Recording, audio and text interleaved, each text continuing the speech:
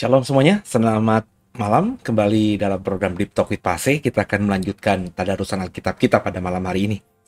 Dan hari ini kita akan menyelesaikan kitab Nabi Habakuk ya, karena Nabi Habakuk itu kitabnya hanya 3 pasal. Dan malam hari ini coba kita selesaikan pasal yang ketiga.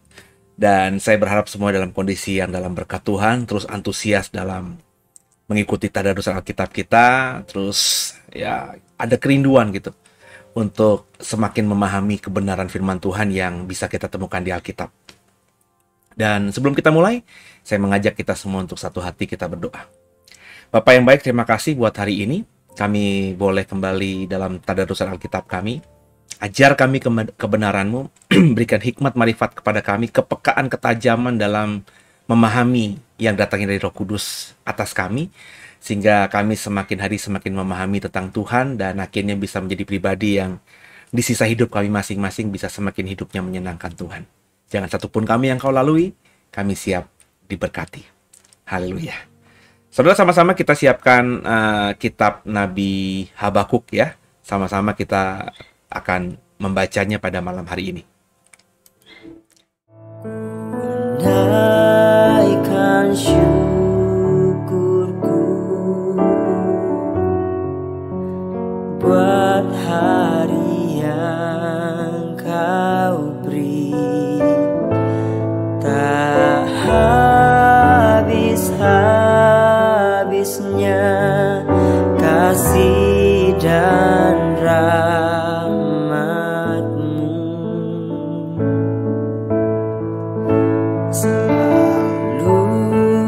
Baru dan tak pernah terlambat pertolongan-Mu, besar setia-Mu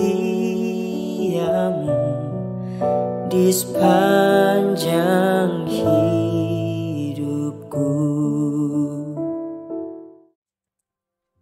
Ya, kita akan mulai membaca pasal 3 ayat yang pertama, saudara ya. Sama-sama kita coba membacanya. Doa Nabi Habakuk. Pasal 3 ayat 1.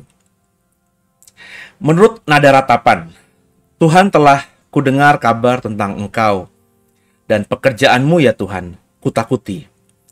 Hidupkanlah itu dalam lintasan tahun, nyatakanlah itu dalam lintasan tahun. Dalam murka ingatan akan kasih sayang. Allah datang dari negeri Teman dan yang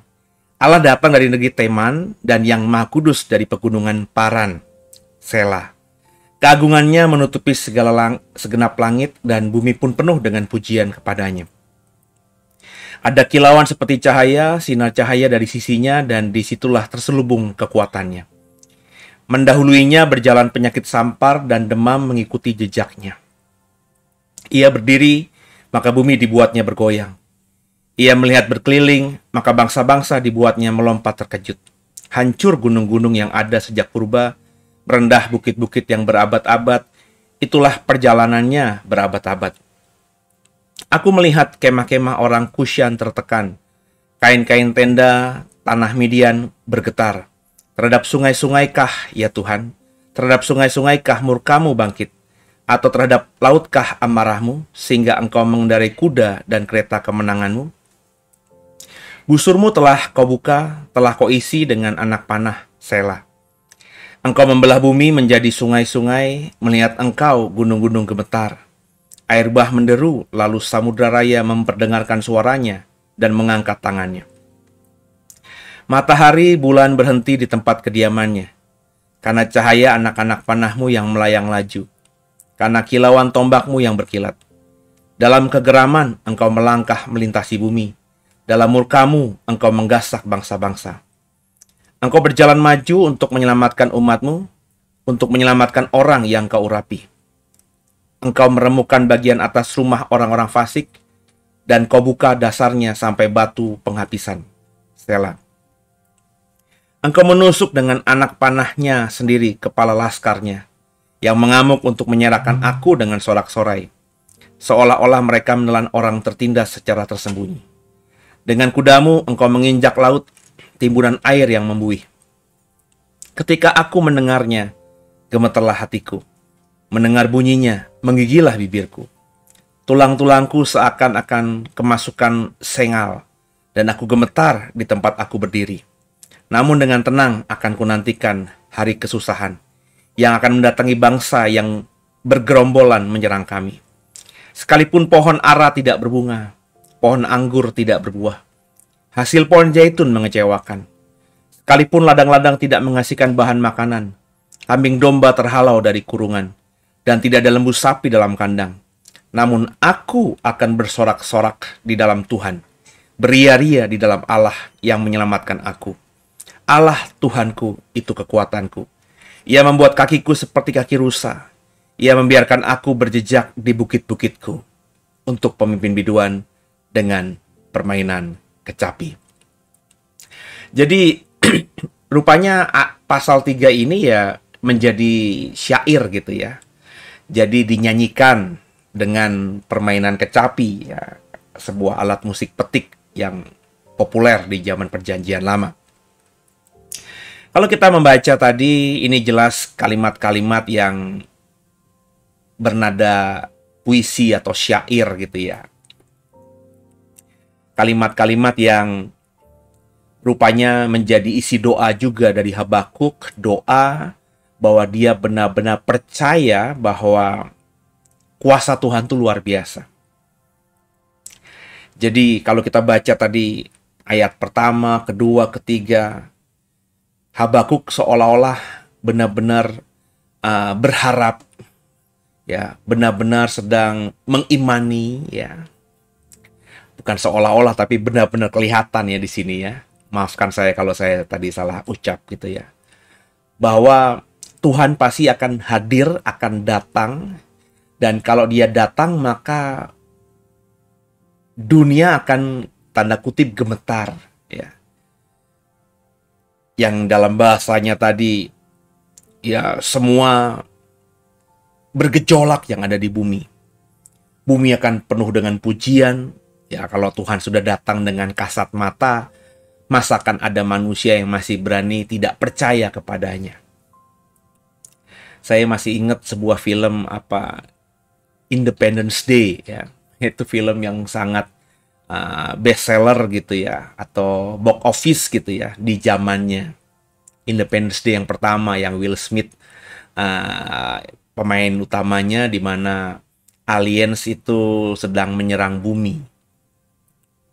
Dan orang-orang yang tidak percaya tentang aliens, ketika aliens atau makhluk luar angkasa itu benar-benar mau menguasai bumi, pesawat luar angkasanya ada di atas New York misalnya, dan di beberapa wilayah kota-kota terbesar di dunia misalnya. Ya siapa yang tidak percaya? Hari ini orang masih ambigu, orang masih 50-50 lah antara percaya aliens atau tidak. Saya sendiri dibilang percaya ya tidak, dibilang tidak percaya juga tidak gitu ya. Karena pertama ukuran saya kan Alkitab. Alkitab tidak berkata apa-apa soal ini. Dan karena tidak berkata apa-apa soal ini ya bisa saja ada, bisa saja tidak gitu kan saudara ya. Jadi saya ketika aliens tidak ada ya it's okay. Andai kata aliens ada juga it's okay gitu ya. Siap-siap aja gitu ya. Tapi di film itu ketika akhirnya aliens ada di atas mereka, ketika orang-orang di bumi di setiap kota melihat ke atas dan di atas ada pesawat antariksa, pesawat makhluk luar angkasa yang besar ya, dan mau menyerang bumi, tentu semua akan percaya. Ya, di film itu digambarkan ada banyak kelompok yang tiba-tiba memuja aliens, mengidolakan aliens dan lain sebagainya, sampai akhirnya mereka tahu bahwa tujuan kedatangan aliens di film Independence Day itu ingin menghancurkan bumi dan menaklukkan bumi. Jadi saya percaya ketika Tuhan nanti datang dengan kasat mata, maka nggak ada orang kafir lagi. Nggak ada orang yang tidak percaya lagi. Semuanya pasti akan memuji-muji Tuhan yang datang dengan kekuasaannya yang luar biasa itu. Dan bukan saja manusia yang akan memuji Tuhan dan bumi memuji Tuhan, tapi ya banyak hal-hal yang bersifat natural ya.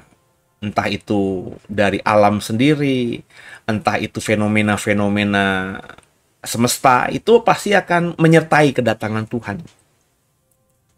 Makanya dikatakan tadi bangsa-bangsa dibuat terkejut, gunung-gunung hancur, terus juga bukit-bukit tiba-tiba merendah. Itu kan bahasa puisi yang artinya bukit-bukit ya runtuh gitu ya, atau longsor begitu. Ada fenomena bencana alam, ada fenomena pergerakan permukaan bumi ya, sehingga akhirnya ada longsor, ada gempa bumi dan lain sebagainya yang menyertai nantinya ketika Tuhan datang. Itu sudah dinubuatkan oleh Habakuk, saudara. Ya, Habakuk ketika nulis ini ya dia sedang berdoa dan juga sedang membuat sebuah syair, lagu. Tapi lewat apa yang dia tulis itu, ya ini bersifat profetik, bersifat nubuatan. Makanya dia juga masuk dalam kelompok nabi di Perjanjian Lama. Orang yang mendapatkan sebuah nubuatan. Meskipun lewat lagu. Jadi nubuatan itu tidak harus hanya berkata-kata, tapi juga bisa lewat banyak hal. Makanya Daud pun sering disebut seorang nabi juga ya. Karena dalam beberapa mazmurnya tergambar dia sedang bernubuat dan itu tergenapi. Ya, di kemudian hari lewat hidupnya Yesus, lewat pengajaran Yesus, beberapa mazmur Daud itu ya digenapi oleh kehadiran Yesus ketika datang pertama kali ke dunia 2000-an tahun yang lalu. Jadi Habakuk ini sedang menggambarkan soal situasi ketika Tuhan datang. Dan menurut sejarah yang saya percaya, saya baca, saya imani, apa yang disampaikan dan kita temukan dalam Habakuk pasal 3 ini belum tergenapi. Ya. Jadi ya kalau Bapak Ibu sudah pernah mengikuti tadarusan Alkitab Wahyu yang saya bagikan di beberapa bulan yang lalu, ya jelas ya bahwa memang apa yang dinubuatkan oleh Wahyu lebih spesifik gitu ya. Tapi Habakuk ya ratusan tahun sebelum Yohanes mendapatkan wahyu ini, ya dia sudah menggambarkan bagaimana ketika Tuhan datang. Dan kalau kita membaca Perjanjian Lama, bukan cuma Habakuk yang menubuatkan soal akhir zaman atau bagaimana ketika Tuhan nanti datang atau mengunjungi bumi gitu ya. Dan banyak nabi lain yang mengatakan hal-hal yang kurang lebih sama. Itu mungkin menjadi alasan orang-orang Yahudi, orang-orang yang menjadikan Perjanjian Lama sebagai kitab suci, tidak mempercayai Yesus itu adalah Tuhan. Karena ketika Yesus datang pertama kali 2000-an tahun yang lalu, apa yang dinubuatkan oleh banyak nabi di Perjanjian Lama tentang kedatangan Tuhan tidak tergenapi. Dan memang tidak tergenapi. Ketika Yesus datang tidak ada dunia memuji dia, bahkan dunia membenci dia ya. Nah, tidak ada gunung dan juga bukit-bukit yang bahasa tadi sujud ya, atau runtuh gitu ya, atau hancur, nggak ada ya. Nggak ada peristiwa itu ya. Peristiwa yang digambarkan dengan spesifik oleh Nabi Habakuk ini. Tapi meskipun demikian kan, Yesus juga ketika mengajarkan, dia mengatakan bahwa nanti ketika anak manusia datang kembali, apa yang dipahami dan dibagikan oleh nabi-nabi Perjanjian Lama kembali dinubuatkan Yesus. Jadi Yesus ingin mengatakan bahwa ya nanti ketika aku datang kembali, apa yang dulu sudah dinubuatkan oleh nabi-nabi Perjanjian Lama dan belum kugenapi ketika aku datang pertama kali, kedua kali aku datang pasti akan digenapi. Dan itu yang kemudian oleh Perjanjian Baru, dalam hal ini rasul-rasul lainnya, itu kembali disuarakan. Bahwa apa yang dinubuatkan tentang kedatangan Tuhan oleh nabi-nabi Perjanjian Lama ada yang sudah digenapi dalam kedatangan pertama, yakni Yesus ketika lahir lewat perawan Maria, dan akan nanti pastinya nubuat itu pasti terjadi, digenapi dalam kedatangan Yesus kedua ketika dia datang sebagai raja di dunia ini untuk kedua kalinya. Jadi ini ya gambaran dari Nabi Perjanjian Lama, dalam ini Habakuk, tentang kedatangan Tuhan. Digambarkan juga musuh-musuh Israel, ya, Midian dan lain sebagainya bergetar, ya. Sungai-sungai tiba-tiba murka Tuhan ada, jadi meluap mungkin sungai-sungai, banjir bandang dan lain sebagainya. Laut menjadi bergelora, ya. Dan gambaran-gambaran di ayat 9 di mana bumi terbelah menjadi sungai-sungai, gunung-gunung gemetar di ayat 10, air bah menderu, samudra raya mendengarkan suaranya, mengangkat tangannya, matahari bulan berhenti di tempat kediamannya. Seolah, bukan, saya yakin tidak berhenti begitu saudara, tapi ya di zaman itu nanti, ini saya coba menafsirkannya bukan semata alegoris, tapi juga tidak semata literal gitu ya. Tidak tertutup kemungkinan Tuhan bisa menghentikan matahari di kedatangannya kedua nanti. Atau Tuhan bisa menghentikan bulan, dalam artian ya siang dan malam tiba-tiba tidak bergerak gitu ya. Ya stay di tempatnya. Bumi bagian yang dapat bagian siang akan siang, bumi yang dapat bagian malam akan malam. Ya, tidak bergerak, tidak berubah, jam berhenti. Bisa saja apa yang tidak mustahil. Apa yang mustahil bagi Tuhan gitu. Tidak ada yang mustahil bagi Tuhan. Tapi menurut saya lebih suka menafsirkannya di zaman itu ketika Tuhan datang. Ya orang tidak lagi memperhatikan siang, orang tidak lagi memperhatikan malam, orang-orang sibuk dengan menyelamatkan dirinya. Jadi ya siang bisa jadi malam, malam bisa jadi siang, siang tetap jadi siang, artian meskipun sudah malam tiba, orang tetap hilir mudik, sibuk dengan fokus menyelamatkan diri.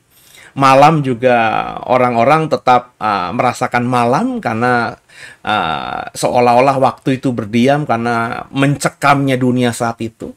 Ya, kita tahu misalnya di beberapa tempat ketika longsor, ketika di Poso, di mana bumi bergerak begitu ya, itu kan situasi mencekam. Saya yakin, saya percaya beberapa orang yang menjadi saksi hidup peristiwa itu, ketika mengingat peristiwa itu, ya tidak ingat itu matahari bagaimana, burung bagaimana, bintang bagaimana, bulan bagaimana. Ya mereka fokus dengan bencana alam yang sedang ada di depan mereka dan siap merenggut nyawa mereka. Orang-orang yang misalnya beberapa tahun yang lalu akibat Gunung Merapi erupsi, kemudian debu panasnya ya turun begitu ya, orang-orang yang ada di sekitar Gunung Merapi ini nggak berpikir itu siang itu malam, nggak berpikir macam-macam ya, nggak berpikir yang lainnya, mereka berpikir pada dirinya sendiri bagaimana untuk menyelamatkan diri. Itu yang saya nangkap ya, di mana matahari dan bulan berhenti. Meskipun ketika nanti matahari benar-benar berhenti dan bulan benar-benar berhenti, saya pun tidak akan meragukan. Karena sekali lagi, bagi Tuhan, nggak ada yang mustahil, gitu saudara ya. Dan inilah yang akan terjadi, kegeraman Tuhan akan melintasi bumi, murka Tuhan akan menggasak bangsa-bangsa. Ketika Tuhan datang nanti, ya orang-orang pilihannya yang memang pengen diselamatkannya, ya akan selamat. Dan orang-orang yang memang terima penghukuman darinya, yang tidak diselamatkannya, ya akan binasa. Dan itu situasi yang sangat mencekam, ya. Karena bisa saja dalam satu wilayah, ya, Tuhan ingin menyelamatkan beberapa orang dan membiarkan sisanya mati. Jadi itu sesuatu yang nantinya akan orang bisa melihat mujizat dengan telanjang. Misalnya kita berandai-andai ya, misalnya itu terjadi di wilayah tempat tinggal saya, di Alam Sutra Serpong begitu ya, Tangerang. Ketika semua orang yang menghuni perumahan Alam Sutra ini mengalami hari Tuhan, dan kebetulan Tuhan izinkan saya dipilih oleh Dia, keluarga saya dipilih oleh Dia, Ya bisa saja orang-orang di sekitar saya dan saya melihat mereka semua binasa, binasa dengan misalnya apa namanya bumi yang terbelah, longsor, atau ditimpa oleh benda-benda luar angkasa yang jatuh seperti meteor, sedangkan tempat kediaman saya ya Tuhan izinkan bisa selamat atau luput dari hal itu. Ini tentu sesuatu yang nggak bisa kita gambarkan di hari-hari ini karena ya ini akan terjadi baru nanti, saudara. Makanya terus stay-lah menjadi orang pilihan Tuhan. Paling tidak meskipun apa namanya kita tidak tahu kita orang pilihannya benar atau tidak karena itu baru terbukti nanti. Paling tidak kita lah yang mengimani diri kita adalah orang pilihannya Tuhan, bangsa pilihannya Tuhan, yang menerima kasih karunia, ya hidupnya benar gitu. Hidupnya jangan sengaja melenceng ke kiri dan ke kanan. Jangan jadi sombong gitu ya, tepuk dada saya bangsa pilihan Tuhan, umat pilihan Tuhan, tapi hidup kita nggak mencerminkan itu.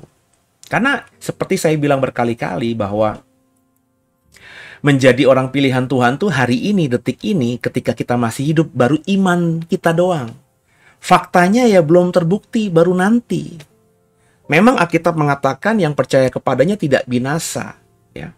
Tapi yang percaya kepadanya itu kan masih bisa ditafsirkan. Harus ditafsirkan. Seperti apa yang percaya kepadanya itu? Memang ada ayat yang mengatakan yang mulut dan lidahnya berkata Yesus Tuhan akan diselamatkan. Tapi apakah cuma ngomong begitu doang, Yesus Tuhan selamat? Karena Satan pun percaya Yesus Tuhan dan ngomong seperti itu. Ya, dalam peristiwa Legion di Gerasa, Bapak Ibu tentu ingat, dia berkata, "Hai Yesus, anak Allah yang maha tinggi, apa yang kau lakukan di tempat ini?" Nah, Satan ngomong Yesus anak Allah. Lah, apakah legion ini diselamatkan? Tentu tidak. Jadi, itu semuanya masih area tafsir kita dan spesifiknya seperti apa, seperti bagaimanakah orang yang percaya kepadanya yang diselamatkan, seperti apakah orang yang mulut lidahnya mengaku Yesus Tuhan Juru Selamat akan diselamatkan itu, yaitu baru nanti yang kebenaran sejatinya, tafsir yang benarnya, baru nanti. Hari ini kita sedang coba menafsirkannya seperti apa. Mungkin saya menafsirkannya A, saudara menafsirkannya B, orang Kristen yang C menafsirkannya lain lagi. Kita sedang menafsirkan dan bisa berbeda, tapi tafsiran yang benar kan punya Tuhan gitu. Nah, kalau begitu saran saya makanya jangan terlalu sombong, jangan terlalu besar kepala, dan terlalu percaya diri bahwa kita adalah orang yang sudah menjadi bangsa pilihan Tuhan itu. Ya, ukurannya diri kita. Makanya saya jujur sama diri. Aku udah hidup bener belum? Udah kudus belum? Udah saleh belum? Udah berusaha menyenangkan Tuhan belum? Udah berusaha tidak sengaja berbuat dosa apa tidak? Itu kan kita bisa nilai kalau Bapak Ibu jujur sama dirimu sendiri. Intinya, kalau kau tidak mau berubah sejak hari ini, dan andai kata itu terjadi segera, ya saya takutnya kita terlambat. Ya, Bapak Ibu terlambat, saya terlambat, dan kalau terlambat, ya menyesal tiada guna. Maka mulailah hari ini untuk menguji diri kita sendiri, saudara. Ya. Jadi ketika Tuhan datang memang akan membuat semua orang gemetar. Hati semua manusia yang tinggal hari itu akan bergetar, bibirnya akan menggigil, ya, tulang-tulangnya seperti kaku begitu ya, karena sesuatu yang nggak pernah dilihat sebelumnya akan terlihat. Bukan saja kedatangan Tuhan dengan kasat mata yang mereka bisa lihat, tapi fenomena alam yang terjadi di sekitarnya yang menyertai kedatangan Tuhan. Itulah yang akan membuat orang akhirnya seperti mati berdiri atau menjadi beku begitu. Karena hal-hal itu ketika terjadi, ya dalam sejarah nggak pernah terjadi, mereka nggak pernah melihat sebelumnya, dan baru hari itu melihat sesuatu yang sangat wow, dahsyatnya, mengerikannya, sehingga orang kaku. Baik yang mati akan mati kaku, baik yang diselamatkan, kita juga akan berdiri kaku, terpaku begitu. Karena melihat sesuatu yang nggak pernah bisa kita bayangkan sebelumnya. Tapi ya tadi, saudara ya, yang harus kita lakukan hari ini ya belajar menjadi orang yang berusaha untuk menjaga hidup kita benar. Makanya ayat 17 dan seterusnya ini kan ayat yang sangat populer ya. Sekalipun pohon ara tidak berbunga, pohon anggur tidak berbuah, hasil pohon zaitun mengecewakan, ladang-ladang tidak menghasilkan bahan makanan, kambing domba terhalau, tidak ada lembu sapi dalam kandang, namun aku akan bersorak-sorak di dalam Tuhan, beria-ria di dalam Allah yang menyelamatkan aku. Allah Tuhanku itu kekuatanku. Nah, jadi itulah yang harus kita imani. Ya, jadi jangan kita percaya kepada Tuhan, jangan kita beriman kepada Tuhan, jangan kita menempatkan Tuhan seperti Tuhan yang seharusnya. Ketika semua kondisi kita baik atau kita menuntut hal-hal yang indah-indah.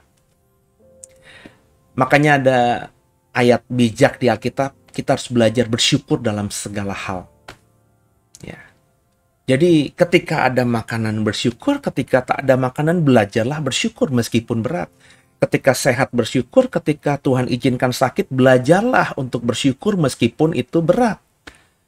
Ketika hidup sedang running well, bersyukurlah. Dan ketika hidup sedang dalam kondisi yang jatuh, down, belajarlah bersyukur meskipun itu berat. Ya. Jadi jangan kita mencintai Tuhan dan mempercayai Tuhan karena latar belakang kondisi atau ada sebab musabab. Kita harus percaya kepada Tuhan dan senantiasa menyembah Tuhan di dalam segala hal tanpa ada faktor eksternal yang bisa mempengaruhinya. Itu harus kita ciptakan, itu harus kita lakukan, itu harus menjadi habit kebiasaan kita. Maka itu saya selalu mengajar, mulai belajarlah bilang terima kasih Tuhan. Puji Tuhan. Haleluya. Aku bersyukur Tuhan. Bukan ketika kita sedang berdoa atau kita sedang membaca Alkitab, tapi belajar mengucapkan itu senantiasa dalam segala hal. Untuk hal besar, hal kecil. Nanti ketika kita awalnya mungkin memaksakan diri untuk berkata puji Tuhan, makasih Tuhan. Misalnya ya saya kadang-kadang kalau makan itu mungkin karena posisi gigi saya tidak bagus gitu ya. Sering keselip gitu kan. Jadi kalau makan daging tiba-tiba keselip itu kan gak enak banget. Sudah pakai toothpaste atau tusuk gigi atau benang gitu ya, masih keganjel gak enak banget. Sudah coba sikat gigi kumur-kumur masih gak enak juga. Masih keganjel. Itu kan hal sederhana sebenarnya. Tidak membuat kita sampai mati gitu. Ya, diabaikan aja ya nggak kenapa-napa kan, tidak berpengaruh pada apa-apa. Jadi hal kecil itu. Jadi ketika tiba-tiba saya sambil pelan-pelan cek, terus kelepas itu ya, yang nyangkut kecil itu dari sisi-sisi gigi yang agak bolong itu, yang kurang sempurna itu, ya berkata puji Tuhan. Untuk hal kecil, saudara. Dan ketika itu menjadi habit, maka kita akan terbiasa nanti mengucap syukur atas segala hal. Ada uang bersyukur, ada uang masuk bersyukur, ada uang tidak masuk, ada uang yang keluar, kita bisa bersyukur juga. Jadi di akhir zaman Tuhan pasti akan datang dan kengerian akan menyertai kedatangannya. Dan tidak ada yang bisa luput menghadapi itu semua. Maka hari ini belajarlah menyikapi akhir zaman nanti dengan bijak, yakni jadilah manusia yang bukan cuma percaya, tapi juga bisa bersyukur kepada Tuhan dalam segala hal. Semoga dipahami, semoga dimengerti. Tuhan Yesus memberkati semua.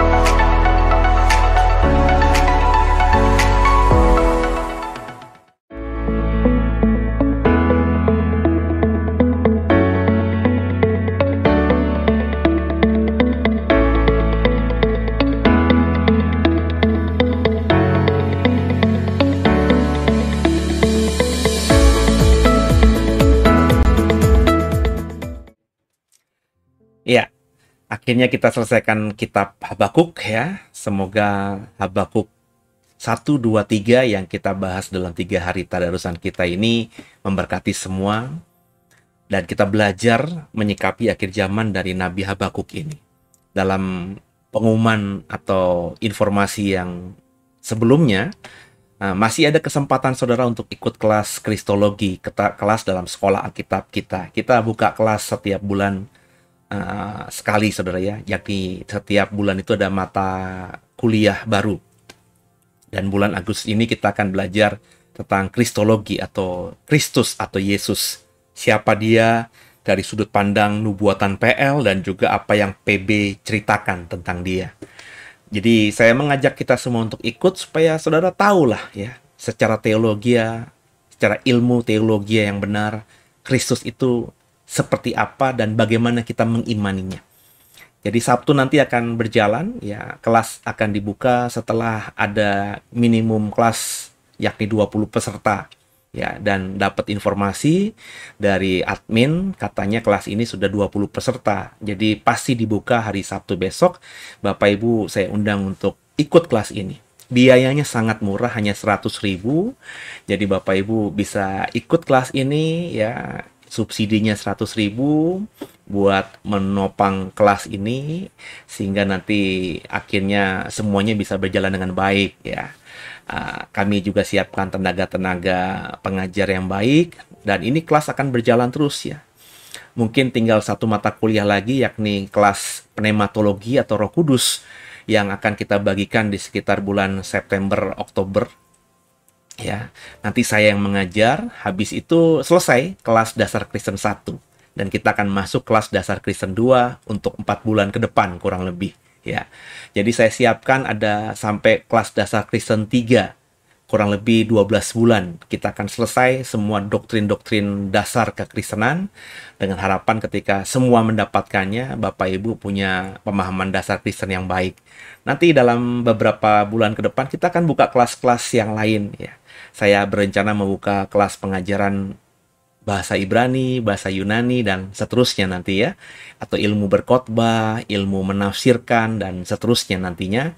Jadi saya berharap nanti semuanya bisa mengikuti kelas ini. Dan akhirnya semua kita siap gitu. Kalau mau dipakai Tuhan, mau jadi apa aja udah siap gitu. Nggak jadi orang Kristen yang bodoh, tapi jadi orang Kristen yang pintar ya. Yang memahami dasar iman Kristen dan bagaimana melayani dengan baik. Semoga disambut oleh saudara. Kami berusaha untuk membuat biaya pendaftarannya seminim mungkin, tidak memberatkan saudara. Karena memang kita buka kelas ini bukan untuk mencari uang. Ya, jadi siapa saja bisa ikut. Bahkan Bapak Ibu yang berkendala ekonomi, hubungi kami. Nanti kami akan berikan beasiswa. Dan kalau Bapak Ibu ada berkat lebih bisa disubsidi juga dengan menambahkan dari 100.000-nya tadi supaya biaya yang Bapak Ibu tambahkan untuk kelas ini bisa kami subsidikan ya. Kami gereja kami juga mensupport banyak gereja di luar sana ya, yang gembala-gembalanya kami kuliahkan di S1 ya. Nanti akan kami kuliahkan juga di S2 dan seterusnya. Jadi Bapak Ibu saya emang mau kelas ini atau komunitas kita The Way ini bisa jadi berkat ya. Jadi setiap rupiah yang Bapak Ibu taburkan lewat pelayanan kami itu berusaha semaksimal mungkin kami kembangkan pelayanan. Bukan cuma The Way-nya, tapi juga kita mensupport banyak hamba-hamba Tuhan di daerah-daerah untuk mengembangkan dirinya. Bukan The Way mereka. Bahkan ada yang dari gereja GPDI, ada yang dari GBI, ada yang dari gereja Pantai Costa Elim ya, dan lain sebagainya. Ada banyak hamba-hamba Tuhan di pelosok-pelosok yang kita support untuk mereka bisa mendapatkan pemahaman S1, yakni sekolah sarjana teologi ya, yang kami kuliahkan gitu ya. Mereka ada yang kami berikan beasiswa full, ada yang membayar semampu mereka, ada yang membayar sebulan satu mata kuliah gitu ya. Itu 2 mata kuliah ya. Jadi dalam sebulan itu ada 2 mata kuliah yang kami berikan ya. Ada yang membayar hanya 50.000 saudara ya. 50.000 mungkin bagi mereka besar, tapi untuk sekolah teologi 50.000 2 mata kuliah itu sesuatu yang impossible, nggak masuk akal. Kami bukan gereja kaya, tapi kami belajar untuk mensubsidi mereka, menolong mereka. Ya, tadi caranya tadi ya subsidi silang ya. Jadi kita buka kelas-kelas, Bapak Ibu nanti kalau ada berkatnya ikut kelas ini ya, biayanya dasarnya 100.000.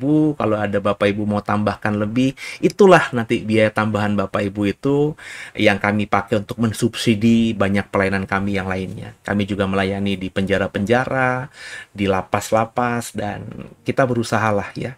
Saya tidak bernafsu membesarkan gereja Doe dengan cara menambahkan jemaatnya.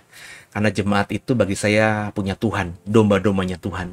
Kalau Tuhan percayakan kepada kami, puji Tuhan. Kalau Tuhan tidak percayakan juga kami terus melayani. Jadi kami tidak berhasrat membesarkan gereja dengan memperbanyak jumlah jemaat. Ya, kami kembalikan kepada Tuhan lah. Kalau Tuhan percayakan lebih lagi ya, haleluya. Tapi kami belajar untuk terus ya, mengembangkan kapasitas kami untuk memberkati banyak hal. Mungkin tidak akan berdampak langsung pada doe-nya, tapi saya percaya yang kita tabur buat orang-orang yang tidak diketahui ini diperhatikan Tuhan. Dan Tuhan pasti akan mengapresiasi. Dan saya mengajak Bapak Ibu untuk bekerja sama dengan Doe untuk mensupport pelayanan ini, gitu ya saudara ya.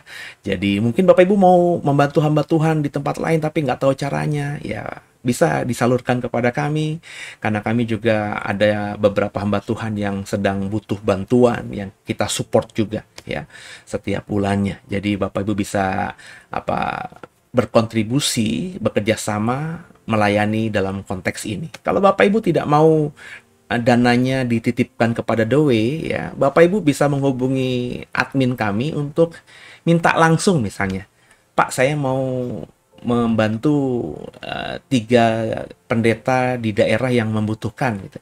Nanti akan kami siapkan namanya, gerejanya apa, alamatnya di mana, nomor WA-nya apa, dan nomor rekening mereka apa. Jadi Bapak Ibu bisa menyalurkan langsung. Sekali lagi, saya tidak pernah berniat untuk memperkaya diri dengan hal-hal seperti ini ya. Apa yang Tuhan percayakan kepada Doe dalam pelayanannya itu cukup buat saya, dan puji Tuhan sampai selama ini kebutuhan operasional Doe yang sangat besar itu selalu tercukupi karena kemurahan hati Tuhan. Jadi kalau Bapak Ibu mau tahu nama-namanya, mau memberikannya secara direct langsung ya, hubungi, kami akan berikan seberapa yang saudara mau. Saudara minta 5 nama, akan kami berikan 5 nama, 10 nama, akan kami berikan 10 nama. Cuma ya tadi, kalau sudah diberikan, mau mensupport 10 hamba Tuhan, ya harus kami diinfokan berapa kali, ya berapa sering, ya untuk 3 bulan kah, untuk 5 bulan kah, supaya kita bisa atur gitu. Karena mungkin hamba Tuhan tersebut butuh dibantu selama setahun ya. Kalau saudara siap membantunya 5 bulan, berarti kan masih ada sekitar 7 bulan di mana kita harus membantunya terus ya. Jadi jangan berhenti. Jadi informasi ini nanti yang akan kita mintakan dari saudara supaya ya tadi ya lebih tepat sasaran ya. Jadi kalau mau langsung silakan, kalau mau lewat kami ditampung dalam dana pelayanan digital kami ya, ini ada nomor rekeningnya, nanti kami yang mengatur. Tapi kalau mau direct langsung silahkan ya, nanti akan kami informasikan. Pokoknya intinya selama kita mau bekerja sama mensupport pelayanan teman-teman rekan-rekan yang di daerah-daerah, saya akan dengan sukacita akan bersama-sama saudara memberi yang terbaik buat Tuhan lewat memberkati mereka, gitu ya. Dan dukung doa terus program ini supaya semakin hari semakin jadi berkat. Tundukkan kepala, kita doa. Makasih Tuhan buat malam hari ini.